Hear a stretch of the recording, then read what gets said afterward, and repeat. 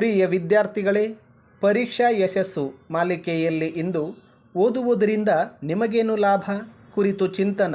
ಪ್ರಸ್ತುತಿ ಪ್ರಾಚಾರ್ಯರಾದ ಶ್ರೀ ಮಂಜುನಾಥ್ ಮರಿತಮ್ಮನವರ್. ಪುಸ್ತಕಗಳು ಬಡವರಿಗೊಂದು ಸಂಪತ್ತು, ಶ್ರೀಮಂತರಿಗೊಂದು ಅಲಂಕಾರ. ಪುಸ್ತಕಗಳು ಬಡವರಿಗೊಂದು ಸಂಪತ್ತು, ಶ್ರೀಮಂತರಿಗೊಂದು ಅಲಂಕಾರ. ವೃದ್ಧರಿಗೊಂದು ದುಃಖೋಪಶಮನ, ನವತರುಣರಿಗೆ ನಿಯಂತ್ರಣದ ವರಪ್ರಸಾದ ಎಂಬ ಖ್ಯಾತ ಶಿಕ್ಷಣ ತಜ್ಞ ಡಯೋಜಿನ್ಸ್ ರವರ ಹೇಳಿಕೆ ಅತ್ಯಂತ ಅರ್ಥಪೂರ್ಣ. ಪುಸ್ತಕಗಳ ಅಧ್ಯಯನದಿಂದ ಬಡವರಿಗೆ, ಶ್ರೀಮಂತರಿಗೆ, ವೃದ್ಧರಿಗೆ, ನವತರುಣರಿಗೆ, ಪುರುಷ ಸ್ತ್ರೀಯರಿಗೆ, ವ್ಯಾಪಾರಿಗಳಿಗೆ, ವಿವಿಧ ಉದ್ಯೋಗಿಗಳಿಗೆ, ಹೀಗೆ ಎಲ್ಲರಿಗೂ ಪ್ರಯೋಜನವಾಗುತ್ತದೆ. ಓದುಗಾರಿಕೆಯು ಕಾಲ, ದೇಶ, ಲಿಂಗ, ವಯಸ್ಸಿನ ಭೇದ ಭಾವವಿಲ್ಲದೆ ಎಲ್ಲರನ್ನೂ ಆವರಿಸಿಬಿಡುವ ಅದ್ಭುತ ಶಕ್ತಿ. ಉತ್ತಮ ಗ್ರಂಥಗಳನ್ನು ಓದುವುದರಿಂದ ನಮ್ಮ ಪದ ಸಂಪತ್ತು, ಭಾವನೆಗಳು, ಗ್ರಹಿಕೆಗಳು ವಿಶಾಲವಾಗುತ್ತವೆ. ಓದಿನಿಂದ ನಮ್ಮ ವ್ಯಕ್ತಿತ್ವ ವಿಕಾಸವಾಗುತ್ತಾ ಹೋಗುತ್ತದೆ.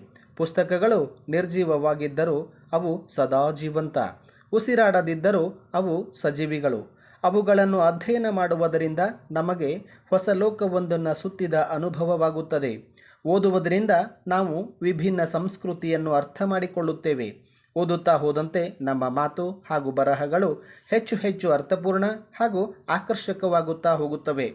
ಮನುಷ್ಯ ಯಾವುದನ್ನು ಅರ್ಥ ಮಾಡಿಕೊಂಡಿಲ್ಲವೋ ಅದನ್ನು ಅರ್ಥ ಮಾಡಿಸುವ, ಯಾವುದನ್ನು ಯೋಚಿಸಿಲ್ಲವೋ ಅದನ್ನು ಯೋಚಿಸುವಂತೆ ಮಾಡುವ, ಯಾವುದನ್ನು ಕಂಡಿಲ್ಲವೋ ಅದನ್ನು ಕಾಣುವಂತೆ ಮಾಡುವ ಪುಟ್ಟ ಪ್ರಪಂಚವೇ ಪುಸ್ತಕಗಳು. ಅದಕ್ಕೆ ಇರಬೇಕು doctor BR Ambedkar, sir M ವಿಶ್ವೇಶ್ವರಯ್ಯನಂತವರು ಇವುಗಳ ಸಾಂಗತ್ಯ ಬಯಸಿದ್ದು. ಅದಕ್ಕೆ ಇರಬೇಕು ಬಂಕಿಂ ಚಂದ್ರ ಚಟರ್ಜಿಯವರು, ಮೈಮೇಲೆ ಹರಕು ಬಟ್ಟೆ ಇದ್ದರೂ ಪರವಾಗಿಲ್ಲ, ಕೈಯಲ್ಲೊಂದು ಪುಸ್ತಕವಿರಲಿ ಎಂದು ಹೇಳಿದ್ದು.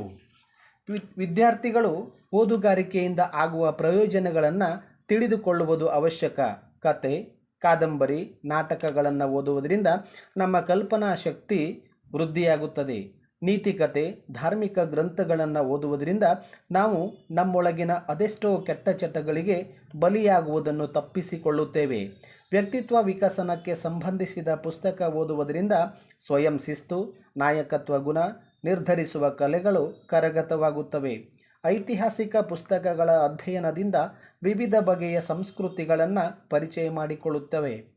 ಸಂದರ್ಭ ಸನ್ನಿವೇಶಗಳ ಒತ್ತಡಕ್ಕೆ ಸಿಕ್ಕಿ ಸ್ನೇಹಿತರ, ಬಂಧು ಬಾಂಧವರು, ಸ್ವತಃ ಮನೆಯವರೇ ಕೆಲವೊಮ್ಮೆ ನಮಗೆ ಮೋಸ, ವಂಚನೆ ಮಾಡಬಹುದು. ಆದರೆ ಪುಸ್ತಕಗಳು ಯಾವ ಸಂದರ್ಭದಲ್ಲಿಯೂ ಮೋಸ ಮಾಡಲು ಸಾಧ್ಯವೇ ಇಲ್ಲ.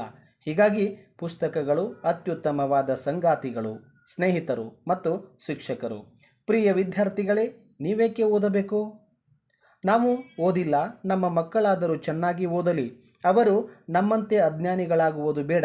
ಅವರ ಬದುಕು ಸುಂದರವಾಗಲಿ ಎಂದು ಅದೆಷ್ಟೋ ಪಾಲಕರು ಶಾಲೆಗಳಿಗೆ ಬಂದು ಶಿಕ್ಷಕರ ಮುಂದೆ ತಮ್ಮ ಮನದಿಂಗತವನ್ನು ವ್ಯಕ್ತಪಡಿಸುತ್ತಾರೆ. ಹೀಗಾಗಿ ವಿದ್ಯಾರ್ಥಿಗಳಾದ ನೀವು ಇಂದು ಚೆನ್ನಾಗಿ ಓದಬೇಕಿದೆ.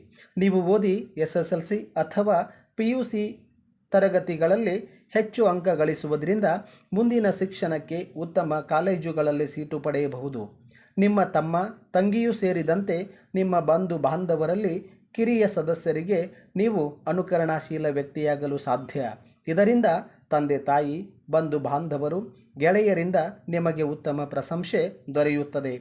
ಅಲ್ಲದೆ ಓದುವುದರಿಂದ ನಿಮ್ಮ ದೈಹಿಕ, ಬೌದ್ಧಿಕ ಮತ್ತು ಸಂವೇಗಾತ್ಮಕ ಕ್ಷೇತ್ರಗಳು ಅಭಿವೃದ್ಧಿ ಹೊಂದುತ್ತಾ ಹೋಗುತ್ತವೆ. ಇದರಿಂದ ನಿಮ್ಮ ವ್ಯಕ್ತಿತ್ವ ವಿಕಾಸವಾಗುತ್ತಾ ಹೋಗುತ್ತದೆ. ನಿಮ್ಮ ಪಾಲಕರಿಗೆ ನಿಮ್ಮ ಯಶಸ್ಸಿನಿಂದ ಸಮಾಜದಲ್ಲಿ ಪ್ರತಿಷ್ಠೆ ಹೆಚ್ಚುವುದು. ಚೆನ್ನಾಗಿ ಓದುವುದರಿಂದ, ಉತ್ತಮ ಅಂಕ ಗಳಿಸುವುದರಿಂದ ಸಮಾಜದಲ್ಲಿ ಮಾದರಿ ವ್ಯಕ್ತಿಗಳಾಗಿ ನೀವು ಬದುಕು ರೂಪಿಸಿಕೊಳ್ಳಬಹುದು. ಆದ್ದರಿಂದ ಪ್ರಿಯ ವಿದ್ಯಾರ್ಥಿಗಳೇ, ನೀವು ಓದುವ ಹವ್ಯಾಸವನ್ನು ಬೆಳೆಸಿಕೊಳ್ಳಿ. ಧನ್ಯವಾದಗಳು.